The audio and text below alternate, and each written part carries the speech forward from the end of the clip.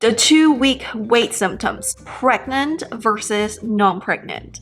Hello everyone, welcome back to my channel. It's Mama Ming here. In my channel, I share my pregnancy journeys, my parenting tips, and my professional opinion as Dr. Ming in the field of education. I do have a doctorate degree in the field of education for educational tips as well. If this content interesting to you, make sure you subscribe and ring the notification bell, and your support really means the world to me.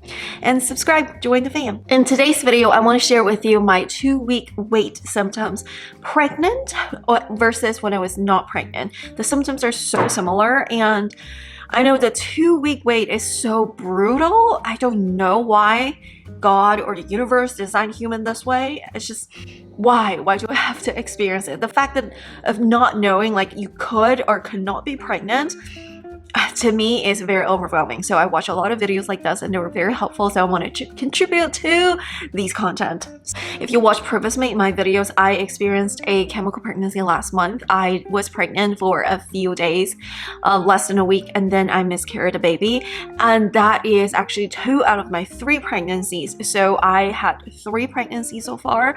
2 of them ended up in miscarriage, and 1 is a live birth, which is my son, who's almost 17 months.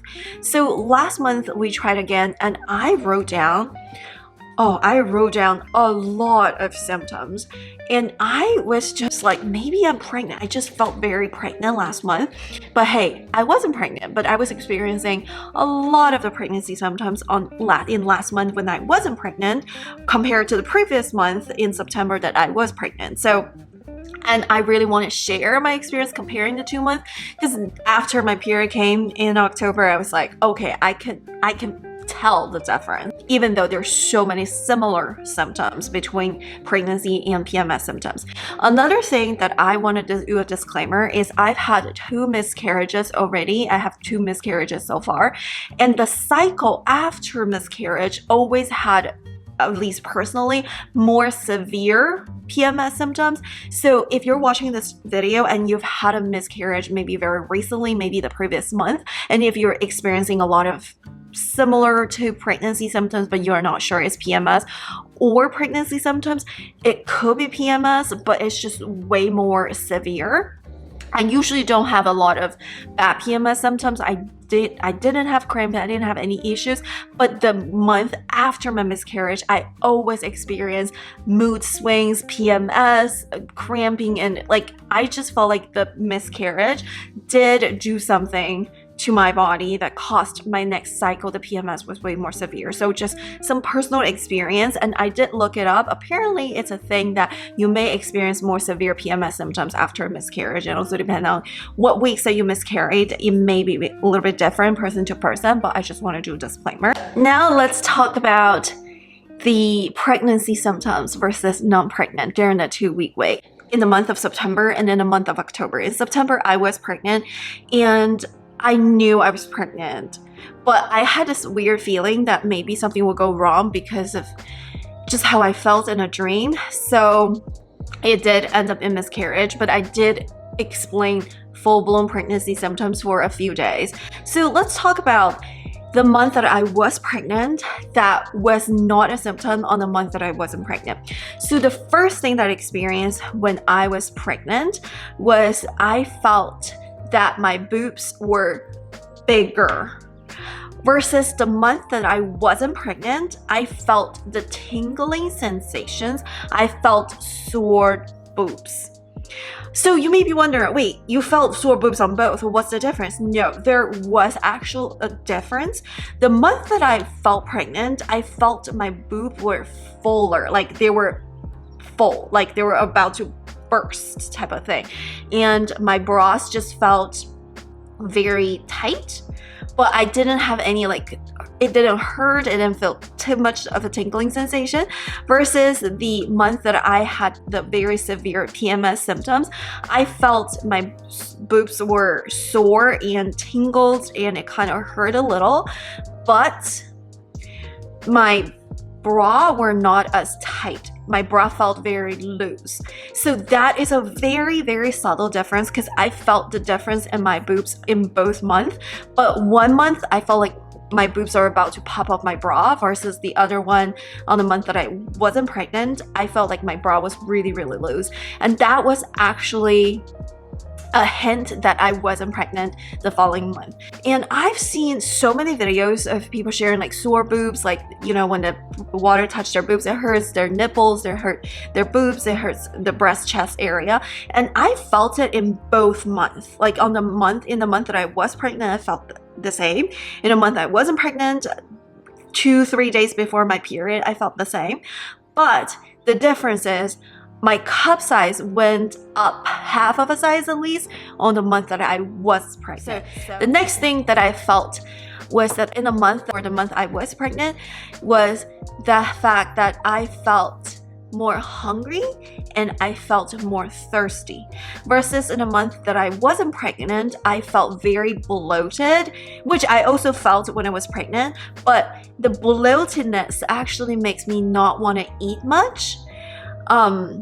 Which is kind of normal, because if you're bloated, you don't want to eat because you feel like, you know, your belly is already like very full, very like swollen type of thing. So that is a major difference. Is in the month that I was pregnant, even though I was very bloated, I felt very hungry and very thirsty. Even though my belly is already like, I felt like there's a watermelon in there, I'm still chugging water in there. I had to take my water with me when I drove to pick up my son from the daycare. It's just because even though I felt my belly and stomach was full, I just had to like drink nonstop. Versus the month I wasn't pregnant, I felt the same bloatedness. I felt very bloated, but I just didn't want to eat. I didn't want to drink because, you know, I just felt so full all the time during like the several days before my period. And that is actually a main thing for me, is the hunger and thirst versus the just bloating and not having a lot of appetites.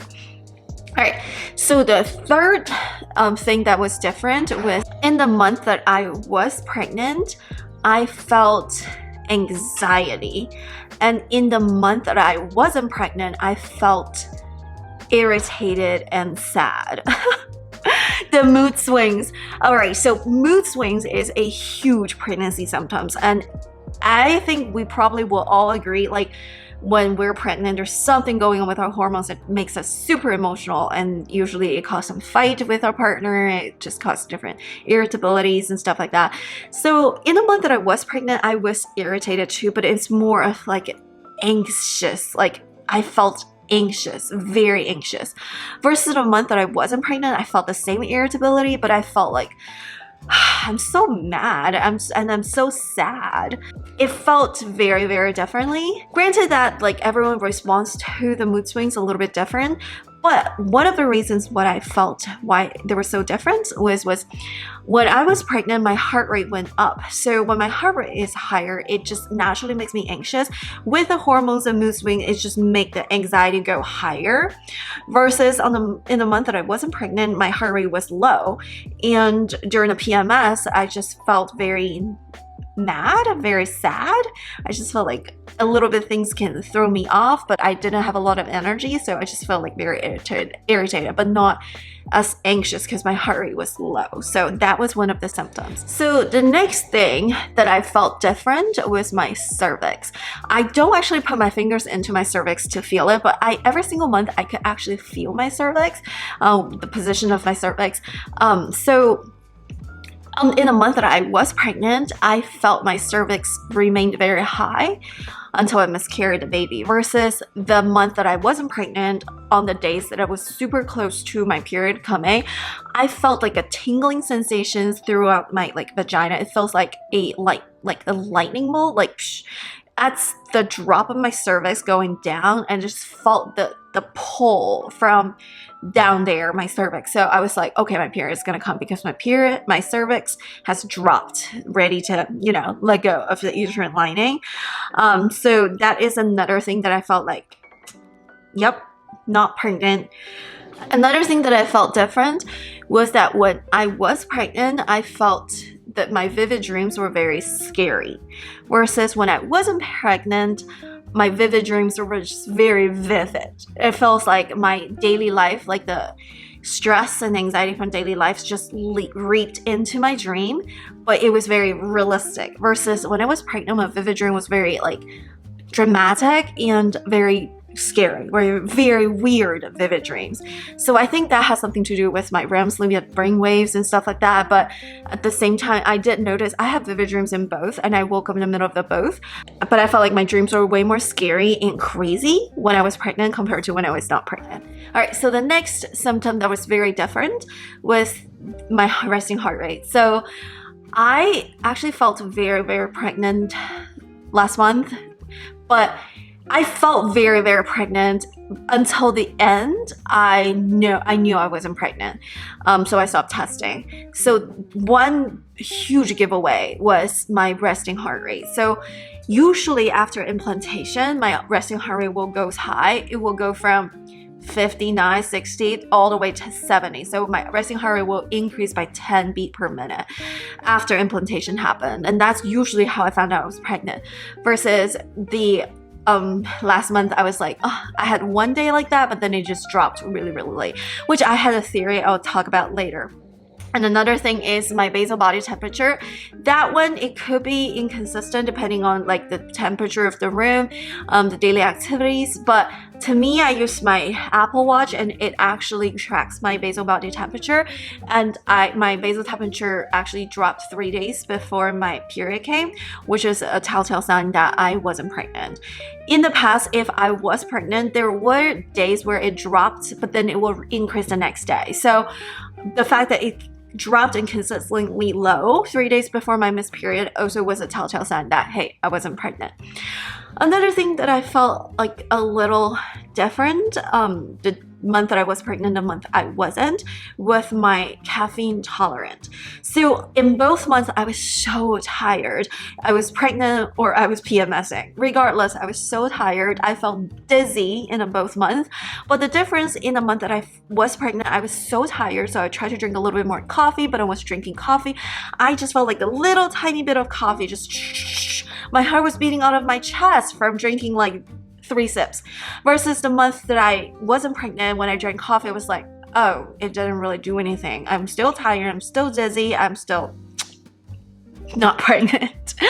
I could feel like the effect of caffeine is different on my body on the month that I was pregnant versus the month I wasn't pregnant. The month, like during pregnancy, research actually shows that your caffeine tolerance went lower and it takes double the time to process or metabolize caffeine versus if you're not pregnant, it's just normal, just drink it. It effective caffeine affects you the same way. Versus if you're pregnant, your heart rate is already high, the caffeine will increase your heart rate, give you a little bit of anxiety. That's how I felt in a month that I was pregnant. And then afterwards, I felt like after I drink a little bit of coffee, I can't fall asleep because it took longer time for me to process or get very early on in my pregnancy. All right, so now let's talk about the similar symptoms that I had in the month of pregnant and not pregnant. And you'll be surprised how similar they are.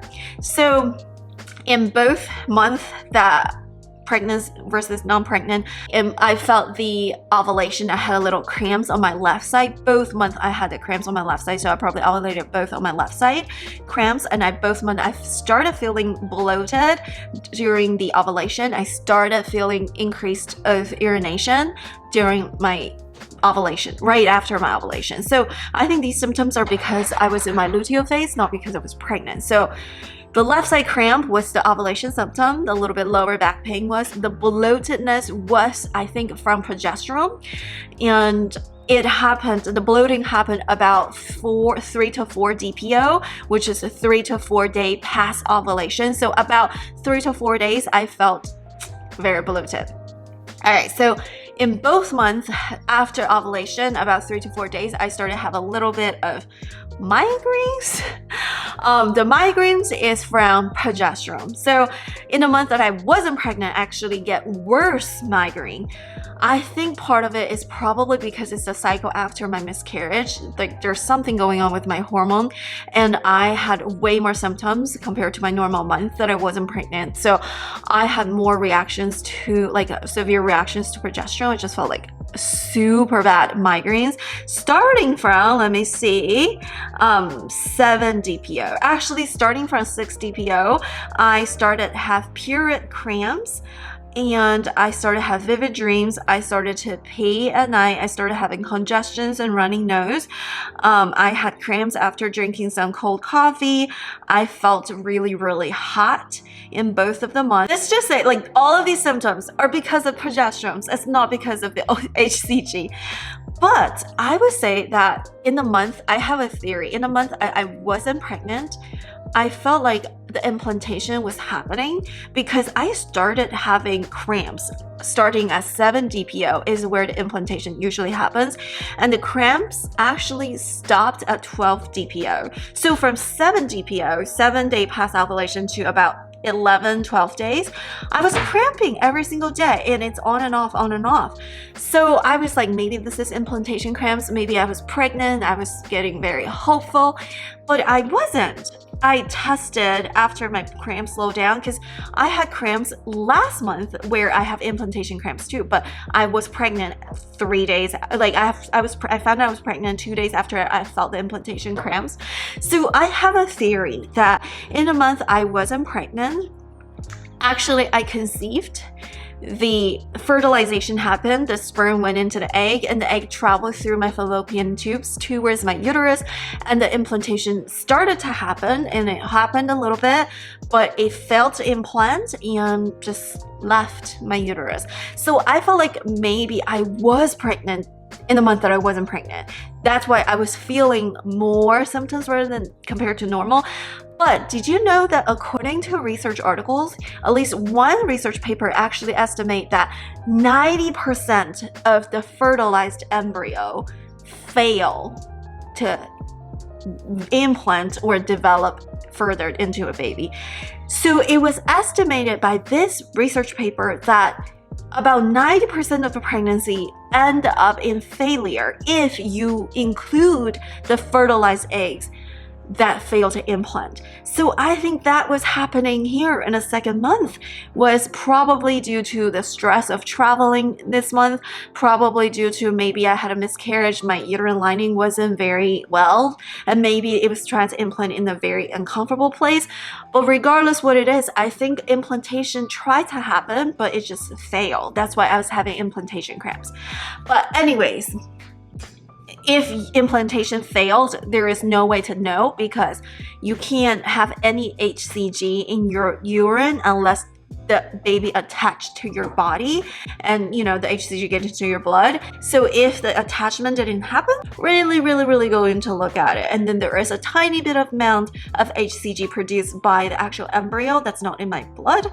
I don't know how the paper actually estimated that, but anyhow, it's regardless what it is, I wasn't pregnant last month. I wasn't pregnant in October. But I felt the implantation cramps during the month I wasn't pregnant either, which is kind of weird. And I started having cravings for chocolate covered raisins or other sweets.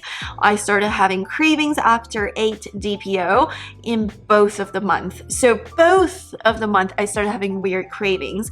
It's either PMS cravings or pregnancy cravings. And I started having more and more cramps. I started to have more pelvic pain, lower back pain, craving more sugar and calories. In both of the times, I actually felt migraines and nausea. Both of the times I started having weird dreams, and both of the times I had creamy CM. Both of the times I felt bloated, irritated, dizzy, very dizzy, lightheaded. Both of the times I had a tiny bit of indigestion, but again, it's very different because in the month I was pregnant, the indigestion didn't stop me from eating, versus in the PMS month, in the PMS cycle, indigestion stopped me from eating. I felt sleepy and tired. Both times I had swollen fingers and a swollen face. Both times I felt sore boobs. Stools, like my number 2, felt different. It's different than normal because usually it's very regular, but then it suddenly become a little bit weird and a little bit loose stools, a little bit less constipated, it's from the progesterone. Again, I think the reason why I felt so pregnant this month, not because I was pregnant, but because the PMS symptoms were way more severe. It felt like more pregnant. So after talking about all of my random symptoms, here are my recap for the videos. So the month I was pregnant, I felt just like the month I wasn't, but my PMS symptoms was pretty severe when I was pregnant.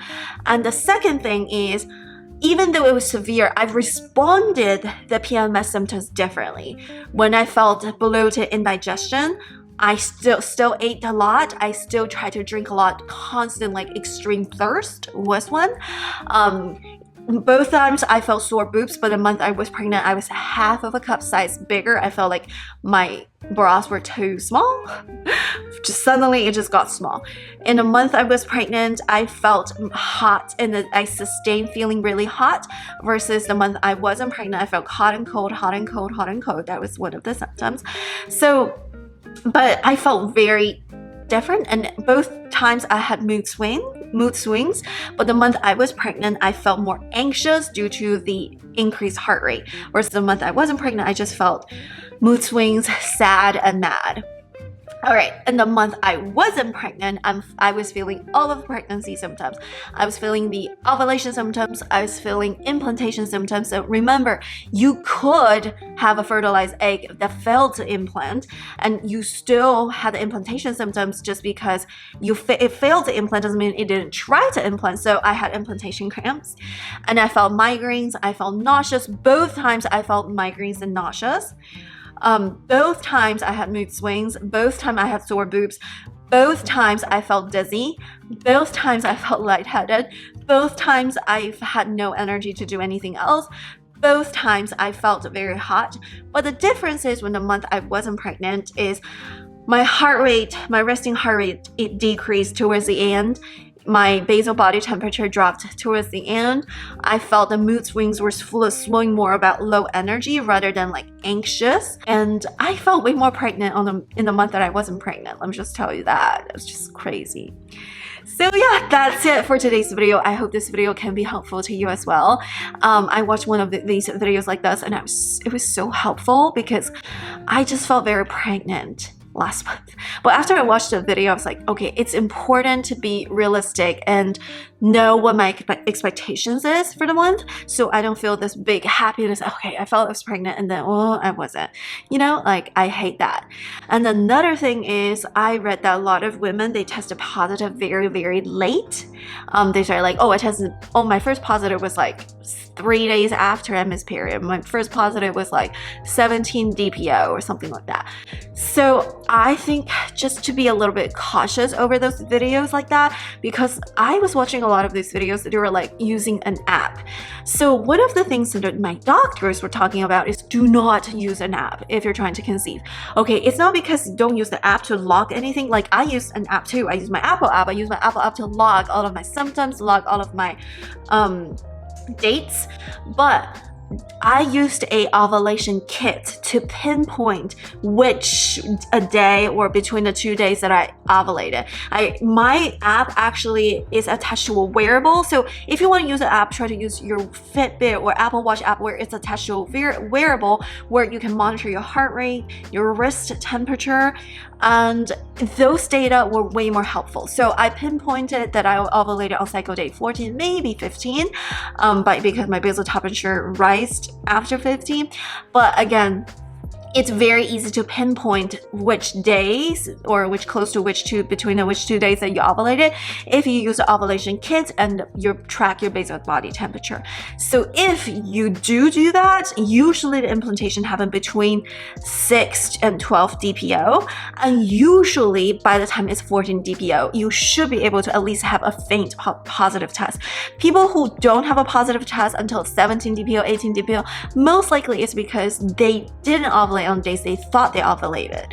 So just something to put into perspective, because I was getting a little bit of false hope. It's like, okay, my period was like 1 day late or whatever. Maybe I was pregnant, but should I test or not test? But then I realized none of the people who actually said they have their first positive test or negative test before they cite like deep 17 DPO, use the ovulation kit and track their basal body temperature. So not everyone ovulate on cycle day 14. On the month that I actually was pregnant, had the live birth, I actually ovulated on cycle day 17. I actually had a late ovulation that month, but I tested positive very early on. So anyways, that's it for today's video. Thank you so much for watching.